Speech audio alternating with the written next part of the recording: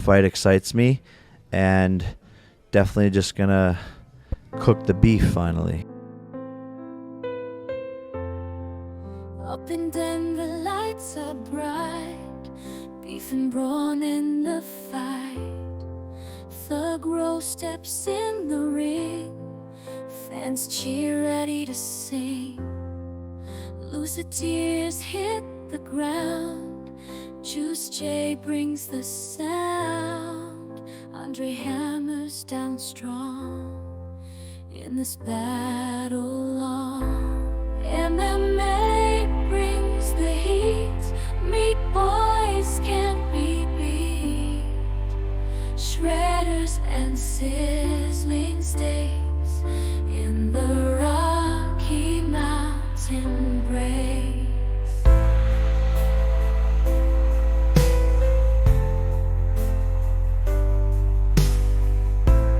What's good, boys? Let's go. Episode 179, UFC Denver. Appreciate you chilling with us. Appreciate you grilling with us. And Meat Boy MMA, if you're looking for a new place to hang, looking for some new locks, laughs, smash the meat, subscribe, because we're trying to hit 1,000 subs by someday. So, as always, Meat Boy, find the breakdown timestamps in the comments, including the meat lock for this Rocky Mountain card. But if you don't want to hear the UFC 303 recap, you know where to go. But what'd you think of 303 last week, or 2 weeks ago, Meat Boy? Anything stand out to you? We got our 100th meat lock, easy light work for Joe Pyfer. So, overall recap thoughts on 303.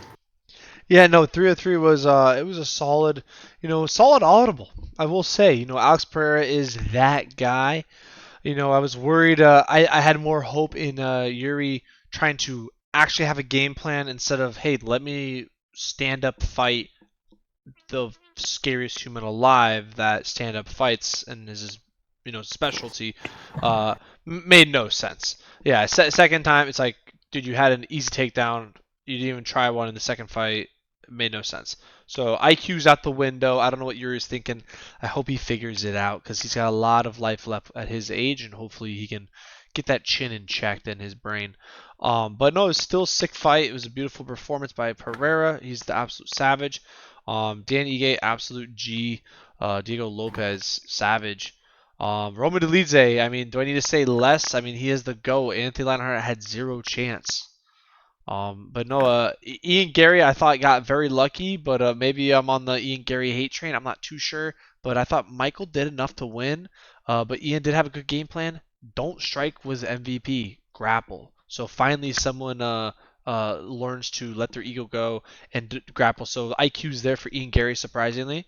Joe Pyfer, GOAT. Nothing else to say. He is the GOAT. We already said he was the meat lock, and of course it was our 100th one. I mean, couldn't have asked for a better 100th meat lock than the Meat Boy Pyfer.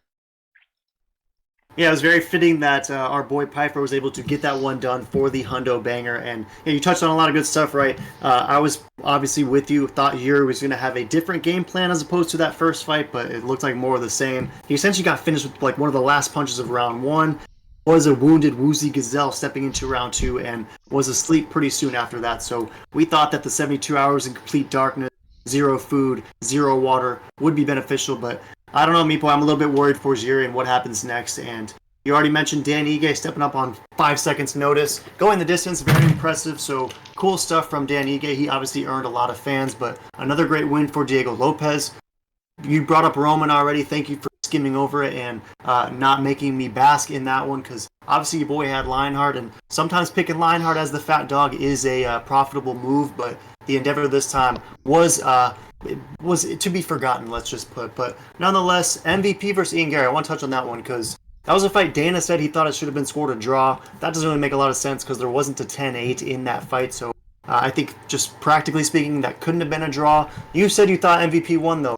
It was obviously 1-1 heading into round 3. I thought that the takedown and the control that you touched on for Ian Gary was enough for him to eke out that third round, and it wasn't necessarily the sexiest performance, but he did obviously highlight his MMA IQ in that third round, because he did what he needed to do against a very lethal striker, and to me that is a very encouraging thing for Ian Gary, because the dude is still young. He's obviously a phenomenal striker, and now he's showcasing he has that really high-level fight IQ to win a scrappy fight like that in the third round with his second option essentially in grappling. So what were your thoughts on that fight? Why do you think MVP won that third round? Was it the strikes he landed in it, or what were your thoughts?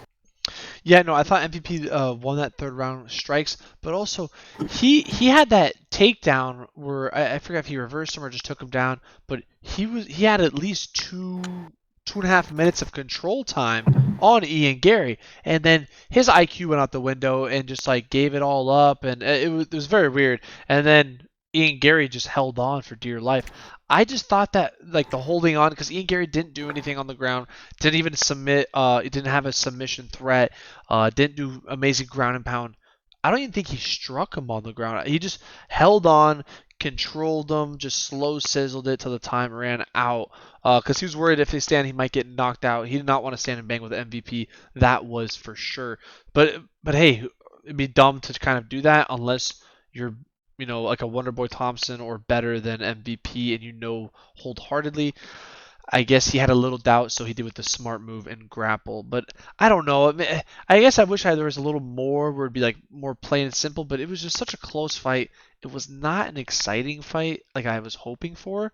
I personally didn't think Ian Gary had it in him to not strike, so that was very surprising to me. Did not see that coming, and it just turned into a pretty. I don't know. It was a lot slower pace fight than we all expected. I thought a finish would happen. Someone's getting knocked out, and it wasn't even close to someone getting knocked out. Like I don't even know if anyone actually landed a good punch. To be honest, either guy.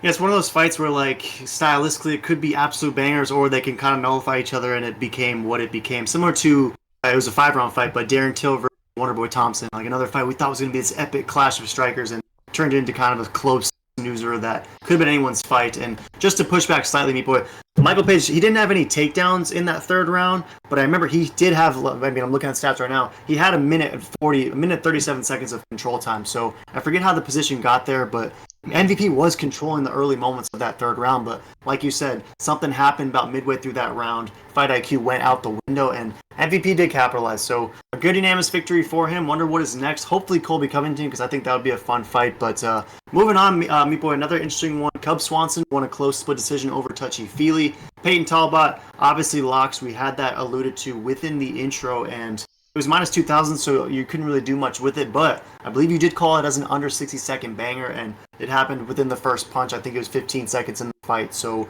Peyton Talbot, easy light work win. They're calling him Brown Sugar. What do you think is the ceiling for Peyton Talbot? Is he future champ, and is it by the end of this year, next year? How soon is it? Honestly, Peyton Talbot nickname, it just needs to be the Void because that dude is brutal. I don't even know if there's a soul in that man. I mean, he put that kid out in like 3 seconds, stood over him, felt bad, and then just said, nah, I want to go home and, play some Smash Bros with the boys. So then he threw a quick 1-2, and the dude was sent to the Shadow Realm. So Peyton Talbot is the absolute real deal. Big fan. Can't wait to see what he does. I mean, man, is he the Brown Sugar? I don't know. I could totally see it. There's definitely some similarities, but honestly, he might even be better than Sugar because he has a really good background on jiu-jitsu and grappling, and he just seems so big and strong. I don't know. I really hope him and Sugar fight. I would love to see that. I think Sugar might have him in the stand-up slightly, but I think all around, Talbot might be that guy, and maybe it would be a close fight. But I'm excited to see him break in at top 15, see where he goes, see if he can compete, and then hopefully he fights Sugar or someone, maybe of course Sandhagen. Either way, a lot of good fights for him coming up. 100% Talbalji could be the next dude. Is he already better than Sugar Sean? I don't know. I'm kind of with you, people. I'm like really aboard this hype train, but let us know in the comments if we are spitting straight fables and we need to pump the brakes on the homie Talbot. But lastly, Meat Boy, we didn't cover it too much, but Ricky Simone lost a decision to the Lock Dog. I feel like we should have been all over that with the Lock Dog being nicknamed the Lock Dog and essentially a Lock Dog. Nonetheless, we wanted to believe that Ricky Simone could return as what he used to be as Chael Sonnen's favorite, most pumped fighter, and he lost to Vinicius Oliveira. And Oliveira's talented, doesn't mean no slight to the Lock Dog, but is Ricky Simone already done? I mean, this guy beat Marab. I know, the man that beat Marab, the man that beat Hype Train Jack Shore, and then right after that, good old Uncle Chael just had to open his mouth and put the good old Chael curse, because he has not won a round since Chael started hyping him up real big. Truly unfortunate. Hate to see when people get hit with the Drake curse or the Chael curse. That is real, apparently. And we're just seeing it unfold, and it's truly unfortunate to see Ricky Simon already peaked, man. I mean, he beat Marab, arguably the best, if not definitely the second best, but maybe the best fighter in that division. He beat him, and it's all downhill from there. Yeah, you wonder what the how long the curse will last, and if it is in fact. But Chael offers one. He's offering crazy stuff on Twitter as we speak, and Stop for the beef and meat, indeed. Dicey one for sure. But so you ready to skewer us over to the MEATLOCK, Meatboy? Yeah, this MEATLOCK, I mean, we went with Body Bags Pfeiffer. You know who we're going with. We're keeping it with Body Bags teammate, Petroski. Yeah, you already know it's another Philly boy. We just got 100, as you said, with our homie Joe Pfeiffer, and 101 is a Petroski rebound. Petroski's absolutely due. This is a dude who's 5-2 in the UFC, 10-3 overall, and yes, he's lost his last 2, and yes, throughout his 7-fight tenure, he usually is a favorite, and oftentimes has been a sizable one, but when you really inspect those last 2 losses, in order for us to not quite yet abandon the homie Andre, Jacob Malkoun is a pretty underrated fighter, has wins over a lot of dudes in the division, and our boy Michel Pereira slept him with essentially the first punch of that fight. Pereira was coming to a new weight class and proved to be just as dominant as he was in the last one, with our boy Petroski being on the wrong end of it. But prior to that, he was on that nice 5-fight win streak, 5-0 in the UFC. Some recent decisions, right? GM3 was probably closer than it needed to be, but he got the win, which is tough to do over Gerald Meerschaert, and then the unanimous over Turman, your boy Fo Foul before that. But he was a proven finisher, taking out guys that should be finished early on in his UFC career. So in this one, he's what we think to be a juicy pick'em value. The odds makers have essentially jumped ship on Petroski, and they think Josh Fremd, they've got a friend in him. Think he's going to come back in this one and also rebound from a recent loss, because he's basically a slight favorite. It's essentially a pick'em, but there are some friends in there and a lot of backers. So what are your thoughts on this MEATLOCK, Meat Boy? Are we just shilling for Petroski and riding the Joe Pfeiffer hype train to his teammate, or is this really a juicy opportunity to capitalize on a guy that used to be a minus 400 favorite? Yeah, no, this is honestly an absolute MEATLOCK. I mean, sure, Petroski has his ups and downs, but I mean, it's Petroski. I mean, the Spartacus, the Spartan. He's not taking a dive this time. He's only taking it for gold. He's been working real hard with, Sean Brady and all those absolute savages over there. I think he's going to show why, Team Body Bags are the GOATs. I mean, Sean Brady's going to get the belt soon. Body Bags going to get the belt soon. I think Petroski might be a contender and maybe be in the top 3 one day. He ain't beating, Body Bags or Sean Brady, but he can be up there at the top with his boys. Right now, he's in the bottom of the barrel. But Josh Freeman, man, he's so bad. I'm sorry, but I think he's gonna get ragdolled. I think Petroski's gonna manhandle him, throw him to the ground, and give him a nice little choke night. Yeah, I could see it. Tapology is the Meat Boys. They're taking Petroski at the basic pick'em value. 76% is Andre. Majority decision, though, so they think that a GM3 type snoozer is more likely than the sub, but there is a decent little chunk for Petroski sub, which could be juicy against Josh Fremd, who is a guy that does like to get submitted. I mean, Trayshawn Gore submitted him with a guillotine, and we don't really know Trayshawn Gore as this lethal finisher, so for him to succumb to a Trayshawn Gore submission, I think inspires some optimism for a Petroski sub, because remember, Petroski was picking up sub after sub. Nick Maximoff, the submission god, got absolutely smoked via submission in the first minute, and Yao Zong, who is truly awful, got smoked with an arm triangle choke in the 3rd round. So could be an interesting idea there, Meat Boy. I was going to ask you think there's going to be a lot of grappling in this fight? While this fight is on the feet, do you have any concerns about what Josh Fremd can offer? Because he is a big dude, right? He's 6'4", going to have a slight 3-inch reach advantage.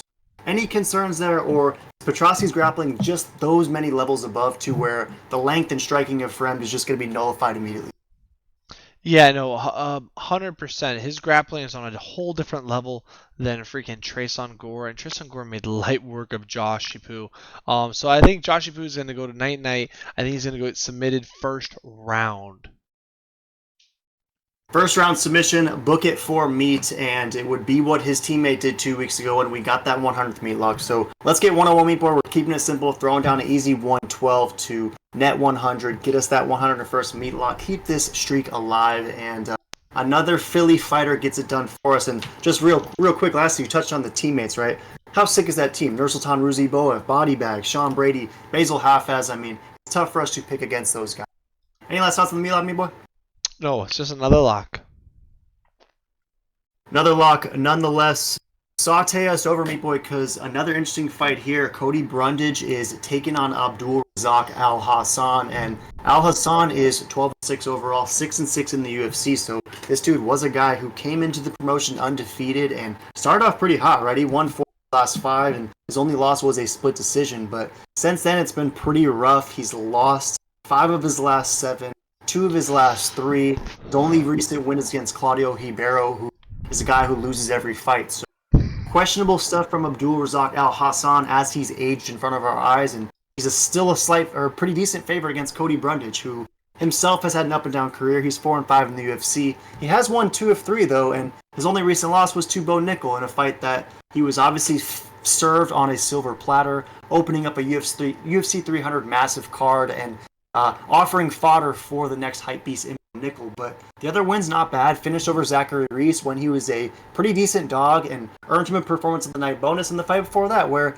he technically got the win over Jacob Malkoun, although it was a DQ in a fight that he was kind of getting dominated. So what are your thoughts on Cody Brundage as a near 2-1 dog? Do you think he has any sort of life, or is Abdul Razak Al Hassan just going to absolutely sleep him? Yeah, this is actually a fun fight because you have Cody Brundage, fake striker, heavy grappler, but not really that good at grappling when you go to the top, versus Judo Thunder, who has absolute coconut bombs in those fists. If he touches Cody, I think he will put him to sleep. But I gotta imagine Cody with his wrestling background, he should make light work. I mean, look at Joe Bodybags Pfeiffer, Joey Peanut Butter. He came in there, greased him up, took him down, submitted him, triangle choke, because even Peanut Butter Pfeiffer knew that Judo Thunder has some absolute missiles in those arms. So I think Cody is going to take note. Ideally, depends where his IQ's at. This is a big test to know if this kid has an IQ or not. If he does, he's going to take him down, smother him, KO, ground and pound, or submission, easy work. If he tries to stand and bang, we're going to see a Pereira versus Yuri outcome, in my opinion. Yeah, I think there's a lot of truth to that. We're probably, or even just to be more specific, a Michał Oleksiejczuk, my Polish brother, versus Cody Brundage outcome. In that fight, he tried to come and stand and bang and was asleep, snoozing on the canvas with the first 180. See what kind of game plan he has. Hopefully it's not the 72-hour Jerry Darkness game plan and is a little bit more wrestling focused, but we shall see. I'm kind of with you, meat boy. I like Brundage as the guy. I said near 2-1. He opened near that, but it's closed a little bit, so he's closer to -135, -1, +130 now. But Tapology is still pretty overwhelmingly bullish on the 8-year older fighter in Abdul Hassan. So 69% is rolling with Judo Thunder. It's basically all brown for the KO. So they think it's Yuri 2.0, and Brundage is going to sleep. Are you surprised by the Tapology numbers? You know what? I'm not surprised because I can really see this going either way. But I gotta go. I mean, I could absolutely see Brundage getting snuffed in the first 30 seconds. I could just totally see it. So it kind of makes sense, but I gotta imagine that Brundage, watch the body bag fights, how easy work. I mean, he's helpless on the ground. So as long as Brundage brings a little bit of wrestling, he should make this super simple, easy, light work.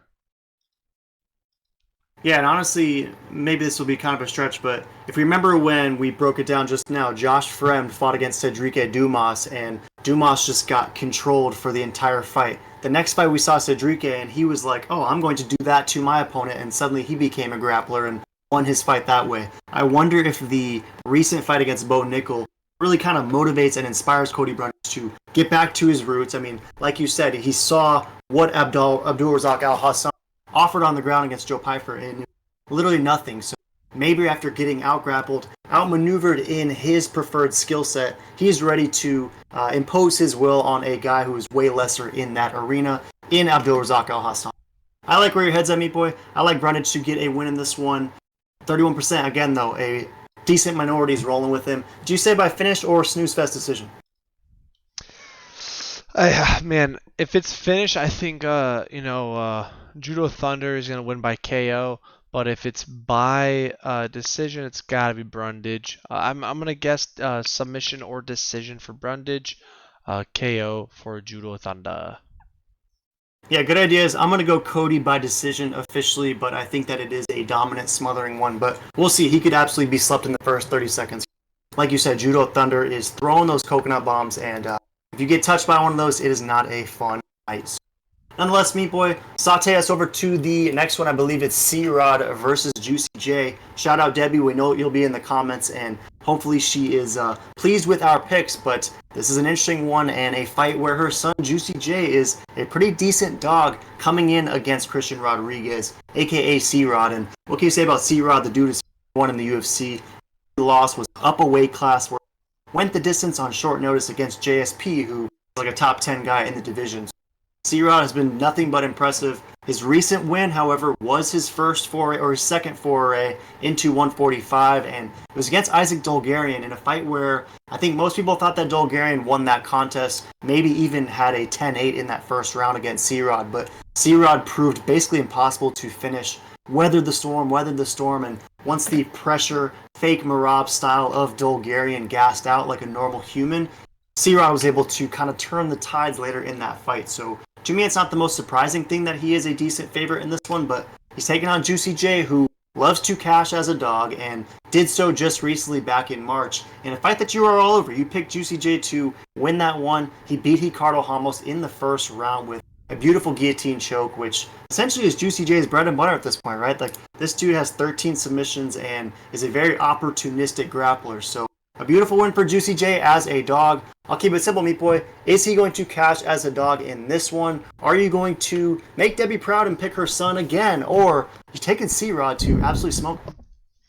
Yeah, when Debbie's in the comments, you can't really ever go against, Juice. But Juicy J, he's an absolute savage. Big fan, but I think C-Rod's got his number on this one. I'm sorry, Deb, but yeah, I think C-Rod is gonna get it done. I think he's gonna ragdoll him.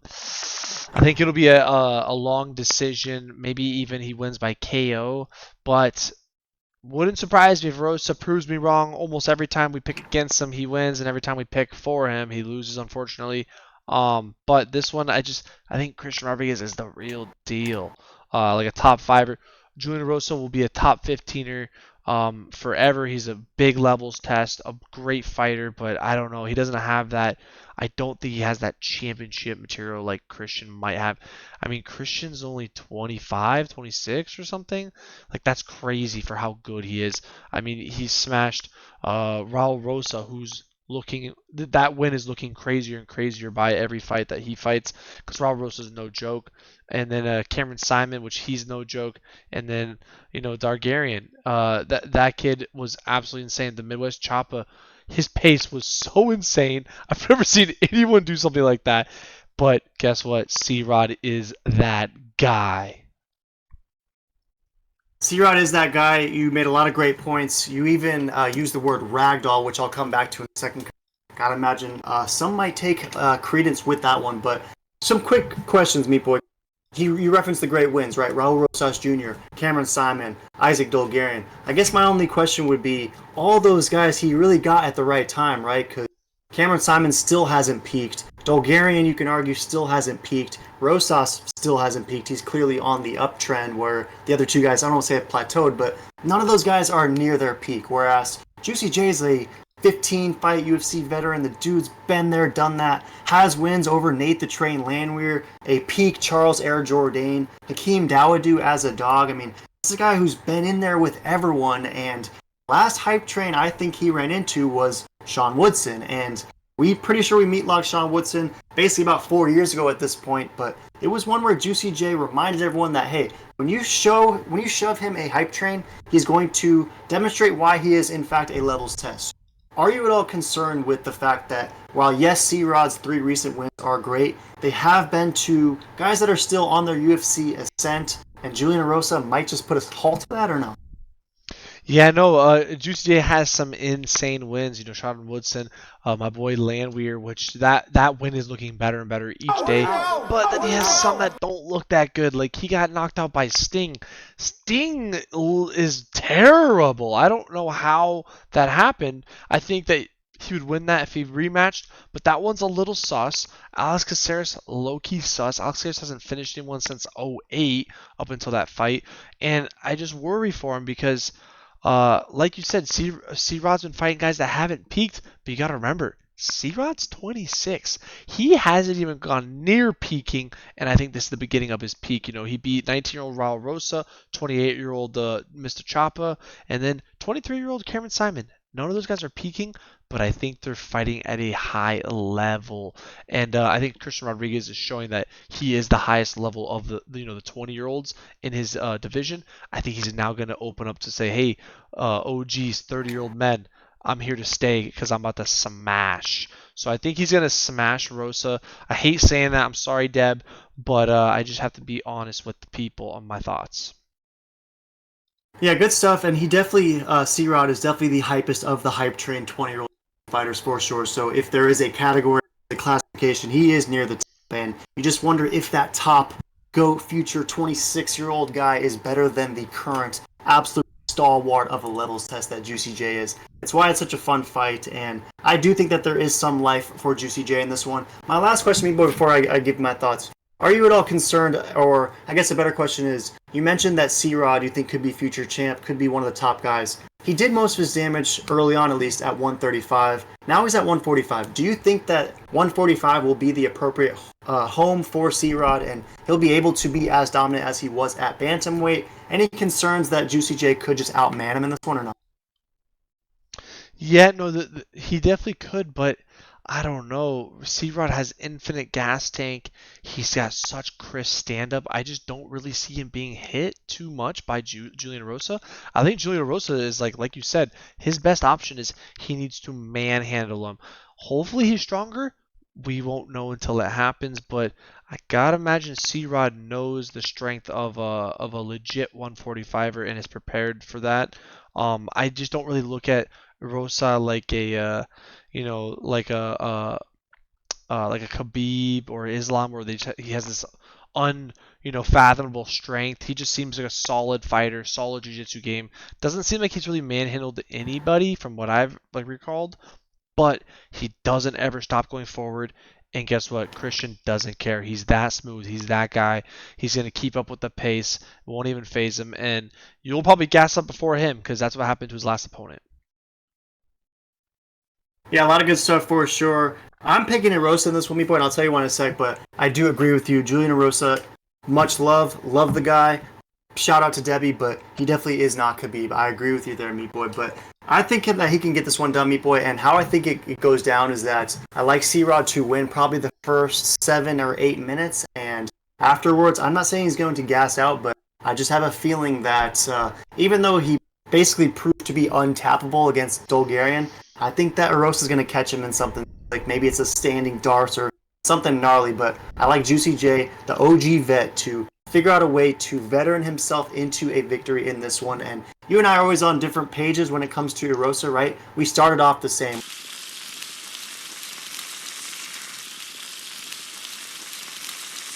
That we can't be doing a lot of meat locks with Erosa, and since then I pick him, he loses, you pick him, he wins, you pick him, he loses. We're all over the place, so it obviously only makes a lot of sense that when you picked him last time and were successful and are fading him this time, I was unsuccessful last time and I'm picking him. So I think Erosa finds a way to get a YOLO sub in the 3rd round against C-Rod, but I'm excited for this one, maybe more so than most of this card, because we know that Debbie's going to be coming in the comments saying Juicy J gets this one done. So any last thoughts on this featherweight throwdown? No, it's a fun fight, great fight. Can't wait to see this banger. Sorry, Dev had to pick against him, but much love. Yeah, you gotta do what you gotta do. You have to, and ride us over to the next one, Meat Boy, because it's gonna be interesting between Gabriel Bonfim as he takes on. I'm gonna be kind with the nicknames, but he takes on Angelusa. The last time he fought, it was pretty frustrating because we meat locked the homie Brian battle. He was getting it done easy, light work. Might have even had some sizzlers on the side for a Bryan Battle finish, and it's essentially was 1 or 2 punches away, but he lightly grazed the eyeball of Ange Lusa. Lusa decides that that was enough to render him unable to fight for the remainder of the contest, and ends up becoming a no contest. So a frustrating culmination to a fight that we thought Battle had won, and I think the odds makers are kind of treating, although it was a no contest, seems like they're looking at that fight as an Ange Lusa loss. He's a sizable plus 270 dog as he takes on Gabriel Bonfim, who makes his return after suffering his first UFC loss. A hype train got derailed by Nicholas Dalby, and Dalby's a great levels test. I mean, kind of similar to the fight we just broke down, but Dalby was able to get a nice finish over Bonfim, really halt the hype train, but the odds makers are still all over him at minus 340, and they think that the fight over Ange Lusa is an easy light work victory for one of the Bonfim bros. So what are your thoughts on this throwdown? Is this the better Bonfim? And if you're picking him, does he make easy light work over Lusa? Yeah, no, this is a good fight, I guess. Lusa, not much to say. Just look at his last fight versus Huggy Bear and or Winnie the Pooh or whatever his nickname is. And you're going to know the dude's going to sleep. Bonfim's no joke. He's going to knock him out first round or choke him out first round. Lusa's going to look for this first way out ASAP, just like he did versus Bryan Battle. And Bonfim's no joke. He's got a lot to prove. I'll say this. Lusa is no Nicholas Dalby. He does not have a gas tank like him. He doesn't have a pace like him. He doesn't have pressure. Bonfim's going to pick him apart at his pace, on his time. And when he's ready to put him to sleep, he'll put him down to sleep when he wants. So I think Bonfim's going to get some minutes in, maybe feel him out, have fun with his food, and then eat. Yeah, good stuff. Bonfim is the younger guy by many years. He is going to have a 3-inch height advantage, but he is at a 2-inch reach advantage. It is fascinating to see. But you said Bonfim by finish. Typology is singing a similar song. 93% is rolling with Gabriel, and most of it is copper for that submission. So if you're taking Bonfim to get a finish, do you think the sub is most likely, or is a TKO/KO a little bit juicier in your opinion? Yeah, Bonfim, submission or KO would be my guess. I doubt a decision. There's no way this is going to decision. Low-key, Bonfim's kind of a lock. Lusa is low-key a dork. Yeah, it should be interesting for sure. I think that it might be a little bit closer than what you're suggesting, but ultimately I will roll with you. I'll go with Bonfim. I'm not necessarily sold on these two guys being the future GOATs of the division. I think there is a ceiling, and maybe we haven't discovered it yet. Perhaps Dalby is just that, but I'm with you. I don't think that Ange Lusa is in the same stratosphere as Nicholas Dalby, and I anticipate, like you saying, Lusa finding a way out in this one, but this time reluctantly and not by his own choosing. I think that Bonfim is going to force him off the road as opposed to Ange Lusa car over by himself. I'm with you. I'll take Bonfim. I'll take him by finish, and I'll be checking out the TKO versus the submission. If all the beef is on Bonfim by sub, then I think TKO could have some for sure. So, any last thoughts on Bonfim? I guess we're both going finish for Gabriel. 100%.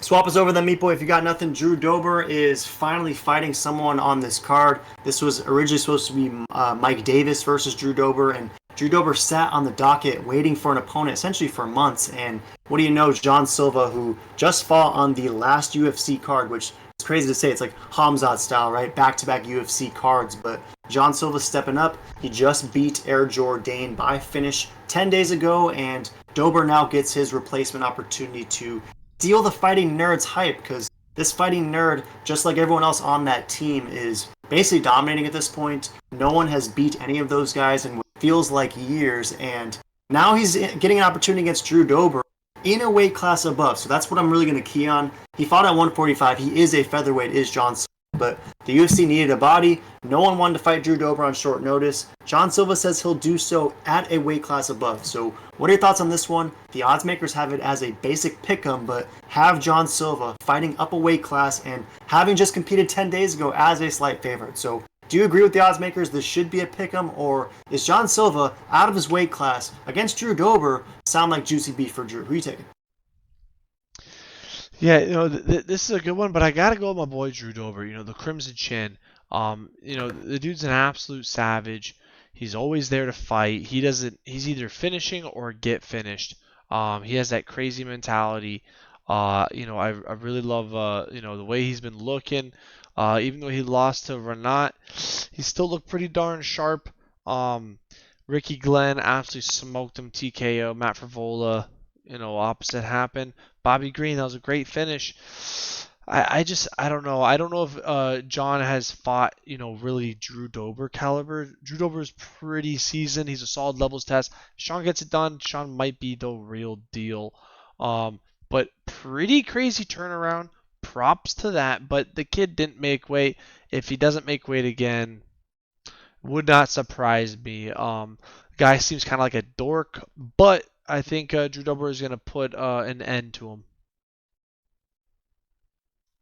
Yeah, no, I think he's more of a nerd than a dork would be my only pushback, and the fact that it's up a weight class though, Meat Boy, if he comes in, I mean, yes, he just missed at featherweight by 1.5 pounds. If he comes in and misses the fight at lightweight, that would honestly be kind of hilarious, but I'd like to think John Silva will be able to make lightweight in this one, but hey, you never know, short notice. Sometimes some guys like Patty put it right back on immediately, but nonetheless, what are your thoughts on John Silva overall?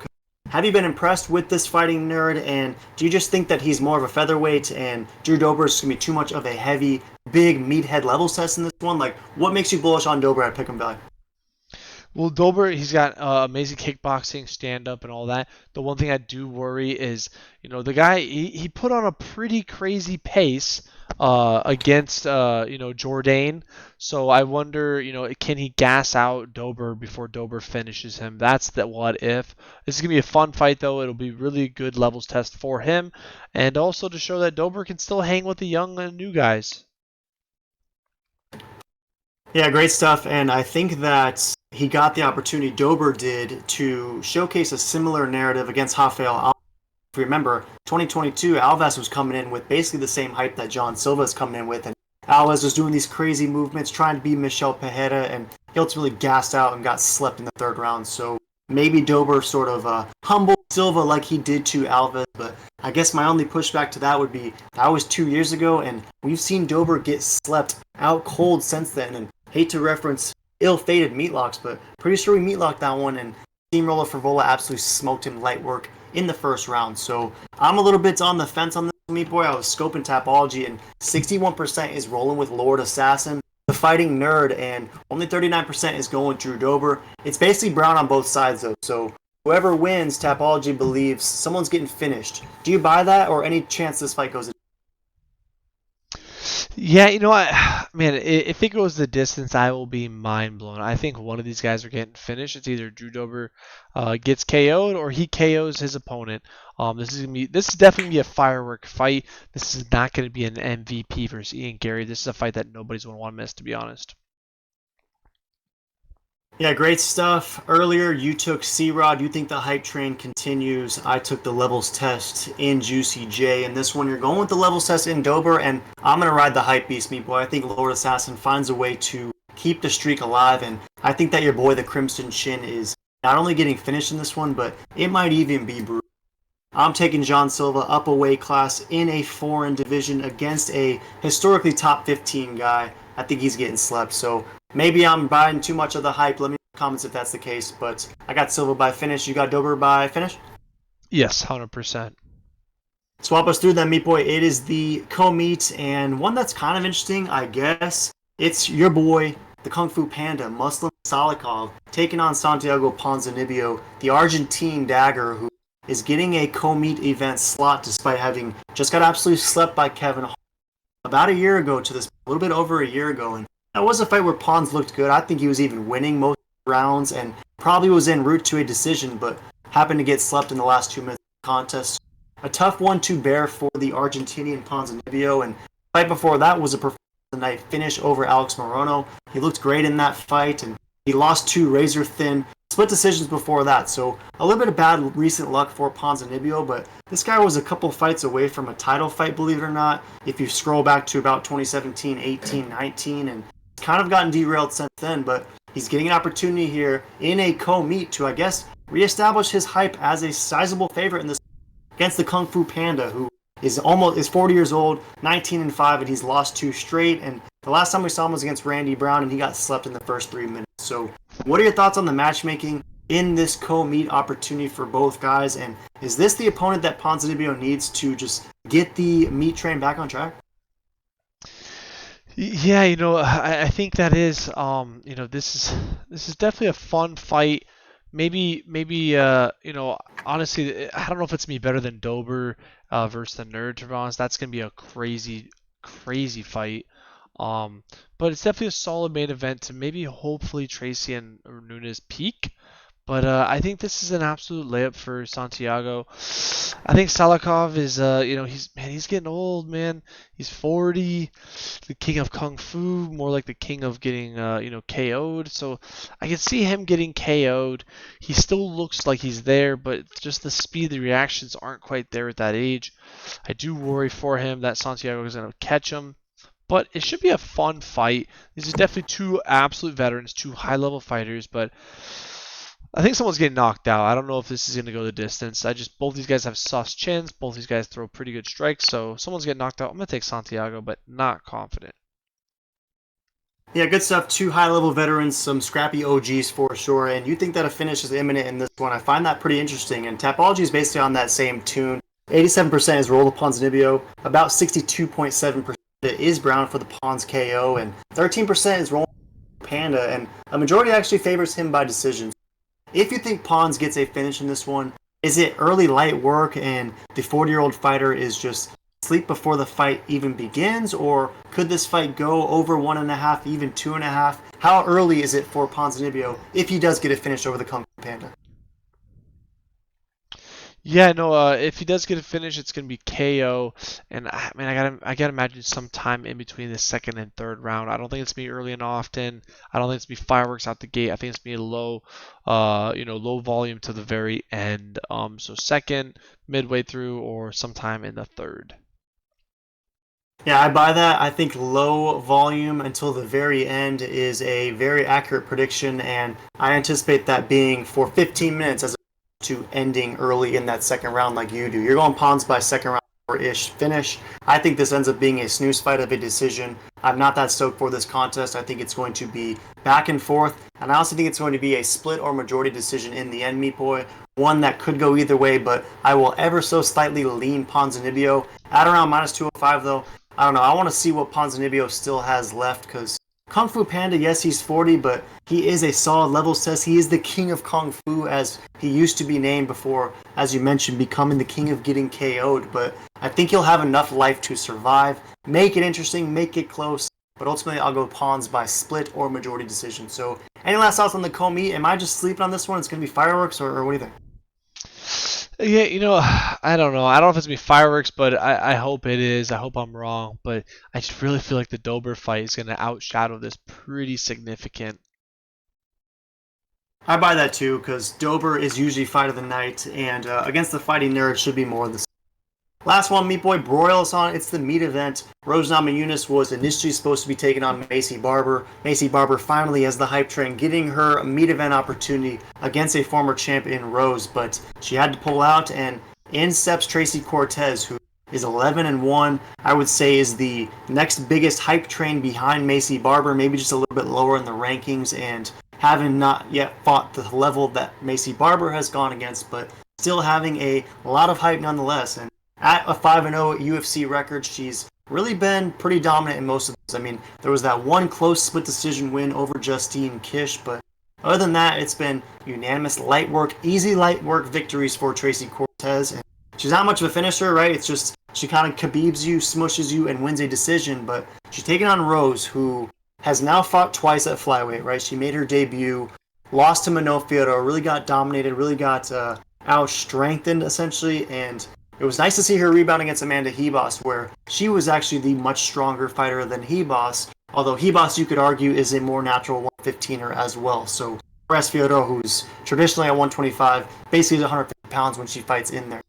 There was a size issue there. Tracy Cortez, I would say, if you're looking at recent comps, is closer to Amanda Hebos than she is Manon Fiorot. Do you worry that Rose at 125, just like Tracy Cortez has done to everyone else, is going to get smushed in this one, and it's going to be a similar Manon Fiorot type outcome? Or is Amanda Hebos basically what Tracy Cortez is going to look like against Rose? Yeah, it's gonna be very interesting because Rose was the GOAT. She was the champ. And then she started hanging out with too much Barry, and she's a little delusional nowadays. Man, I gotta imagine Cortez is significantly better than He Boss's wrestling, and I think if you look at this wasn't an MMA, it was a grapple match, but Julian Roberts versus Rose absolutely smashed Rose. It was pretty embarrassing. I would have never guessed that Julian Roberts was gonna beat her that bad. I think Tracy Cortez's grappling and wrestling is crazier pace, way stronger than Julian Roberts. So I think it's going to be very similar where she's going to take Rose down at will, smother her, beat her down, embarrass her, and then Rose is going to go, I won, like she did versus Cookie Monster. And then it's like, no, you clearly lost. And then it's going to be awkward, and then everyone's going to laugh at her. So I kind of feel bad for her because that's about to happen. But I think Tracy Cortez smashes.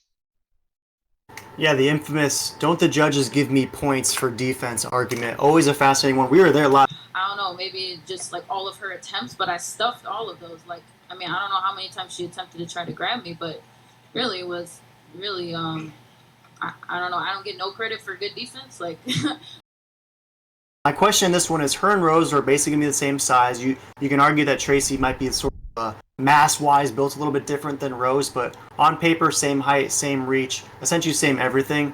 My question for you, Meat Boy, is: we've only seen Tracy Cortez in 3-round fights, and we have seen her, I won't say fade in the third round, but we've seen her have to really hang on in the third round and use her IQ, MVP style, to keep that top position and not let the fighter underneath her go anywhere because her gas tank might be waning.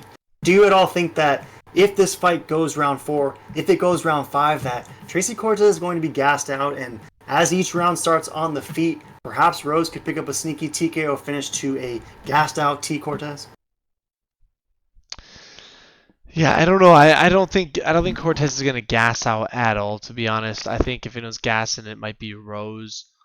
Because I don't think Rose has really fought besides Cookie Monster. I feel like Cortez is a better, stronger grappler than Cookie Monster. So I think it's going to go pretty darn similar, if not worse, for Rose. I buy that she could be a more dominant and well-rounded grappler than Cookie Monster for 15 minutes maybe, but I just wonder, Meat Boy, what it looks like for 20 and maybe 25 minutes, because with Rose Namajunas, we've seen her go 5 rounds times. We've never seen her have any sort of gas tank issues. And Tracy Cortez, we haven't seen that yet. Not to say she doesn't have it in her. Maybe she is the next Merab, the female Merab perhaps, and can go at that pace for 50 minutes. But until we've seen it, Meat Boy, although I don't like the odds, I'm going to take Rose Namajunas to provide a levels test in this one, find a way to get this one done over Cortez. And the only thing I'm going to be looking at is 4th round finish for Namajunas or 5th round finish for Namajunas. Or maybe even split/majority decision. I think this fight could be close, but I don't know. I want to see what Tracy Cortez looks like in the 4th and 5th round before I believe that she can survive against a fighter who is as much of a veteran as Thug Rose is. But I do have concerns about 125 and the longevity of Namajunas in this division. For now, though, on 2 weeks' notice, I'm going to take her over Tracy Cortez. And Tapology is kind of in agreement with your boy. 71% is going with Rose Namajunas. Only 29% is going with Cortez. If you're bullish on Tracy Cortez and she's around plus 170, plus 180, is a decision most likely in your book? Does Tracy Cortez pick up finally her first finish? Man, yeah, it's definitely a tough one, but it would not surprise me if Tracy Cortez pops off and gets this finish. I gotta imagine she probably wins a grindy decision, a dominant one, but I don't know. It would not surprise me. Rose is fake slowly slipping, and Tracy Cortez keeps ripping. Yeah, we'll see. This one should be fun. Let us know in the comments if you are rolling T Cortez on short notice and you like her to get this one done, or Thug Rose going to be the level that your boy is predicting. I got Thug Rose. I'm going to say officially by 4th or 5th round finish, and this one should be fun. I'm glad that they were able to find a solid replacement for Macy Barber, because in what is pretty much a shallow 125 division, Tracy Cortez is probably the next most exciting prospect to fulfill the shoes that Barber left off. So good stuff, Meat Boy. We broke down, I believe, 7. Last week we both went 4 and 3 of the Meatlock cash. What do you do after UFC Denver? Is it 7-0, 6-1? How do you do? I'm gonna go 6-1 on this one. 6-1 for meat. I'll say 5-2. The meatlock is absolutely cashed in. Your boy's losing his voice at the right time, but let's keep the meatlock streak going, meat boy. Another Philly boy gets it done. Any last thoughts? No, just another meatlock. Make sure to throw the comments, subscribe, check out the video, and